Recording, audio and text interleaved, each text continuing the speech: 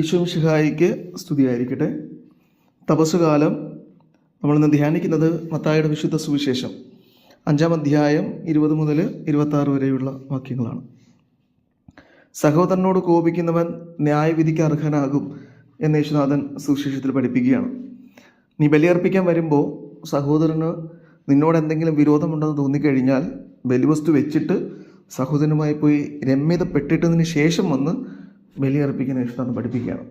അപ്പോൾ ഈ ഒരു പഠനം ഇസ്രായേൽക്കാരെ സംബന്ധിച്ചിടത്തോളം അവരുടെ കണ്ണുകളെ തുറപ്പിക്കുന്ന ഒരു പഠനമായിരുന്നു. കാരണം ഇസ്രായേൽക്കാർ ചില ആചാരങ്ങൾക്ക് പ്രാധാന്യം കൊടുത്തിരുന്ന മനുഷ്യരായിരുന്നു. ആരംഭത്തിൽ അത് അങ്ങനെ അല്ലായിരുന്നു. പക്ഷേ യേശുനാഥൻ്റെ കാലമായപ്പോഴേക്കും അതങ്ങനെയായിപ്പോയി. അതായത് അവിടെ ഉണ്ടായിരുന്ന ദൈവിക നിയമങ്ങളുടെ ആത്മാവിനെ അവർ കളയുകയും അതിൻ്റെ ആചാരങ്ങൾക്ക് മാത്രം പ്രാധാന്യം കൊടുക്കുകയും ചെയ്തു. ബാക്കിയുമായ അടയാളങ്ങൾക്കും ആചാരങ്ങൾക്കും ഒരു പ്രാധാന്യം കൊടുത്തു. അതുകൊണ്ടാണ് യേശുനാഥൻ പലപ്പോഴും പറയുന്നത് അവരുടെ ആചാരങ്ങളെ അവിടെ എതിർത്തിരുന്നതും അതുകൊണ്ടാണ്. കാരണം ആത്മാവില്ലാത്ത ആചാരങ്ങളായിരുന്നു.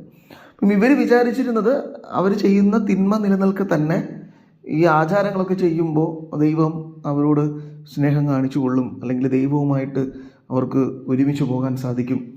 അപ്പോൾ ജീവിതത്തിൽ ഹൃദയത്തിൻ്റെ മാറ്റത്തെക്കുറിച്ച് അവർ ചിന്തിച്ചിരുന്നില്ല. അപ്പോൾ എന്ത് തിന്മ ചെയ്താലും കുറച്ച് പണം ഉപയോഗിച്ച് കുറേ ആചാരങ്ങളൊക്കെ ചെയ്യുമ്പോൾ അല്ലെങ്കിൽ കുറേ ബലികളൊക്കെ അർപ്പിക്കുമ്പോൾ എല്ലാ കാര്യങ്ങളും ശരിയായിക്കൊള്ളുമെന്ന് അവർ വിചാരിച്ചു. അപ്പോൾ ആ ഒരു തെറ്റിദ്ധാരണയെ യേശുനാഥൻ തിരുത്തുകയാണ്. എന്നിട്ട് യേശുനാഥൻ പറയുന്നത്, നിങ്ങളുടെ ജീവിതത്തിലെ ഏറ്റവും, അതായത് കൽപ്പനകളിലെ ഏറ്റവും പ്രധാനപ്പെട്ട കൽപ്പന ദൈവസ്നേഹവും ദൈവാരാധനയും മാത്രമല്ല, ദൈവസ്നേഹവും ദൈവാരാധനയും പൂർണ്ണമാകണമെങ്കിൽ നിന്റെ ഹൃദയത്തിൽ മറ്റാരോടും വെറുപ്പോ വിദ്വേഷമോ ഉണ്ടാകാൻ പാടില്ല. എല്ലാവരോടും നിനക്ക് സ്നേഹം ഉണ്ടായിരിക്കണം, എല്ലാവരോടും നീ രമ്യതപ്പെട്ടിരിക്കണം എന്ന് യേശുനാഥൻ അവരെ പഠിപ്പിക്കുകയാണ്. അപ്പോൾ ഇത് തന്നെയാണ് ഈ തപസ് കാലത്തിൽ അവിടെ നമ്മളോടും പറയുന്നത്. തപസ് കാലത്തിൽ നമ്മൾ ചെയ്യുന്ന ആചാരങ്ങളുടെ ആത്മാവെന്ന് പറയുന്നത് എൻ്റെ ഹൃദയത്തിൽ ഞാൻ സൂക്ഷിക്കുന്ന സ്നേഹമാണ്.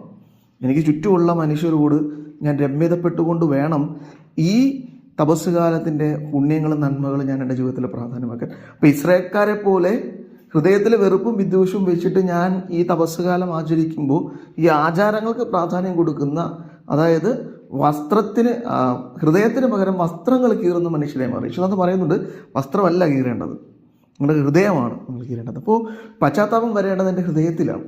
അപ്പോൾ ഈ തപസ്സുകാലത്തിൽ യേശുനാഥൻ എന്നോട് ആവശ്യപ്പെടുന്നത് അത് തന്നെയാണ്. എൻ്റെ സഹോദരനുമായി രമ്യതപ്പെട്ടതിന് ശേഷം ബലിയർപ്പിക്കാൻ. ആ ബലിയാണ് ദൈവം യോഗ്യതയോടുകൂടെ സ്വീകരിക്കുന്നത്. അവിടെയാണ് ജീവിതത്തിലെ അനുഗ്രഹങ്ങളും ജീവിതത്തിൻ്റെ വലിയ മാറ്റങ്ങളും ഒക്കെ ഉണ്ടാകുന്നത് എന്ന് ഓർമ്മിപ്പിക്കണം. അപ്പോൾ ഈ വചനം ധ്യാനിക്കുമ്പോൾ ആചാരങ്ങളെക്കാൾ ഉപരി മനുഷ്യരോടുള്ള സ്നേഹത്തിനും ദൈവസ്നേഹത്തിനും പ്രാധാന്യം നൽകാനുള്ള കൃപ നൽകണമെന്ന് നമുക്ക് പ്രാർത്ഥിക്കാം. യേശുനാഥൻ അതിന് നമ്മെ സഹായിക്കട്ടെ. ആമേൻ.